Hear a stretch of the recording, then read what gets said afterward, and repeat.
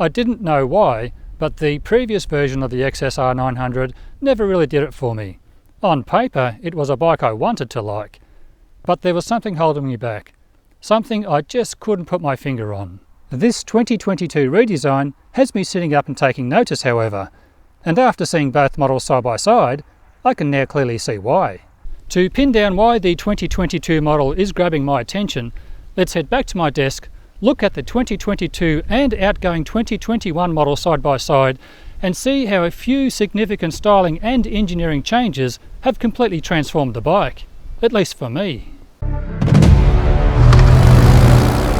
It's important to note that this new 2022 model is not just an update or styling revamp. It's a complete rethink of the XSR 900's role in the lineup and a shift in direction in relation to Yamaha's heritage motorcycles. Rather than being a futuristic take on a classic motorcycle design, as I saw the outgoing XSR 900, Yamaha has gone back to its roots and drawn inspiration from its own racing heritage. Pretty timely when you consider they've just taken out the MotoGP World Championship. Congratulations Yamaha and Fabio Quartararo. Let's start with the chassis. Replacing the overly busy frame of the earlier models is Yamaha's cleaner, lightweight Delta Box style frame and lengthened swing arm. What's so special about a Delta Box frame, you might ask?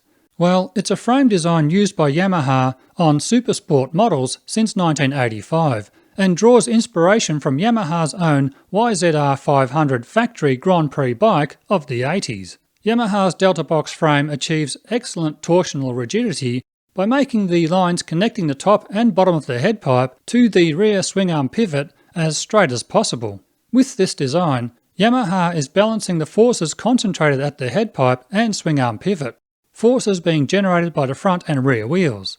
The Delta Box frame is engineered to deliver a ride with responsive handling and great stability. Who doesn't want that? Why am I telling you this?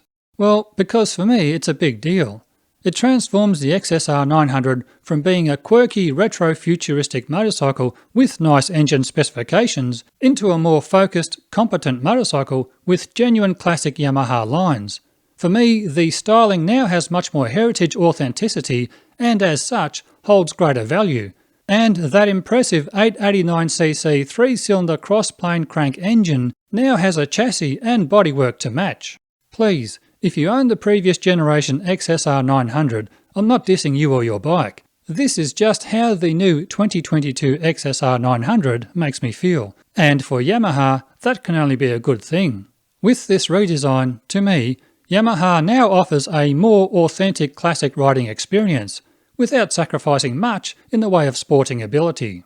Let's look at the two bikes side by side, the outgoing 2021 model on the left and the new 2022 model on the right.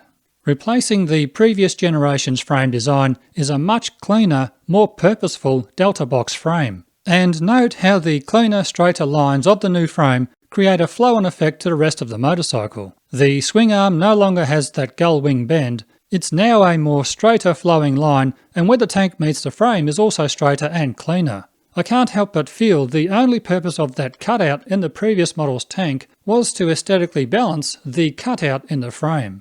Moving on to the tank, we can see it too is more purposeful in design. Straighter, simpler and cleaner. The knee cutout shape now looks more functional and practical, and I really like the introduction of that air intake feature, even if it turns out to be purely cosmetic. Thinking about it more, you know what? I wouldn't be surprised if the same lead designer was responsible for this bike and Yamaha's new R7. They both feel as though they were from the same hand.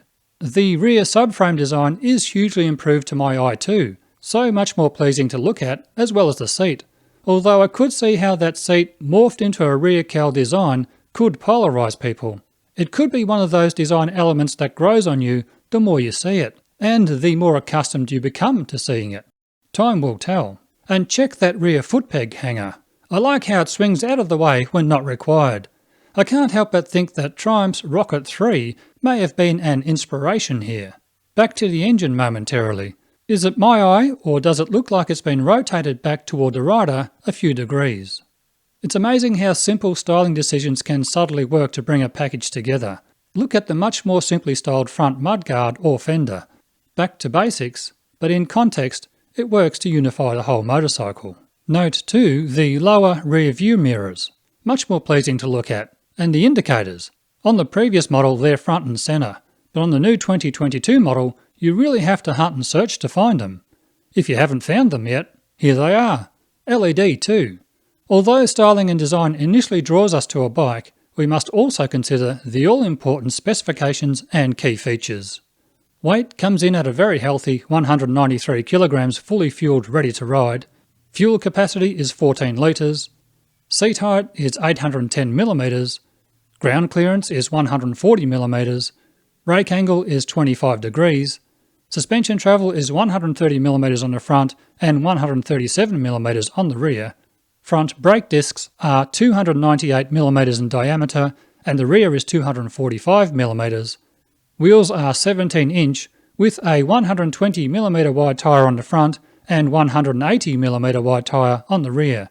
And the engine is a high-torque EU5 compliant inline 3-cylinder 889cc unit featuring Yamaha's cross-plane crank design, producing 117 horsepower at 10,000 RPM and 68 foot-pound of torque at 7,000 RPM, running an 11.5 to 1 compression ratio. 117 horsepower, weighing 198 kilograms fully fueled. Yep, this bike will go. And now for the notable features. First up is cruise control. Yes, I know it's not the most important item, but every bike should come standard with this feature nowadays, in my view. Perfect. Drilled fork caps. Simple little features like this add so much to the rider experience when seated in a cockpit.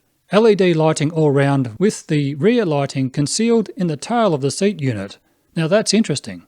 High performance brakes, suspension and running gear, Brembo radial master cylinder, inverted forks and super light spin forged wheels. New TFT screen, 6-axis IMU featuring lean sensitive traction control, slide control and front wheel lift control. I get the feeling you're going to need every one of those. The new XSR 900 also comes with Yamaha's quick shift system fitted standard, allowing for clutchless up and down shifts as well as an assist slipper clutch. The 2022 XSR 900 will only be available in two colours, Legend Blue and Midnight Black. Okay, I think that's a pretty good rundown. Now let's see how you might potentially fit on the new XSR 900.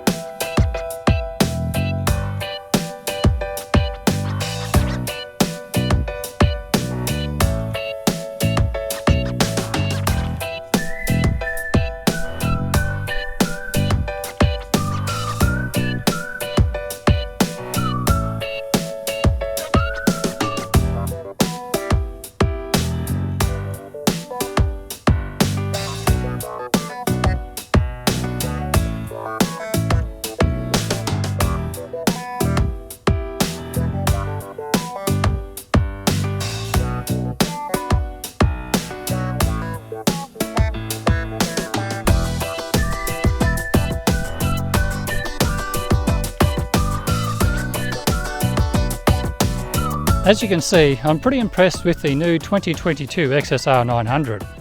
Along with the R7, it's another Yamaha grabbing my attention. Yamaha, I'd love a test ride if and when they become available in Australia. Thanks for joining me again today guys, stay safe and hopefully you can join me again in the next one. Bye for now.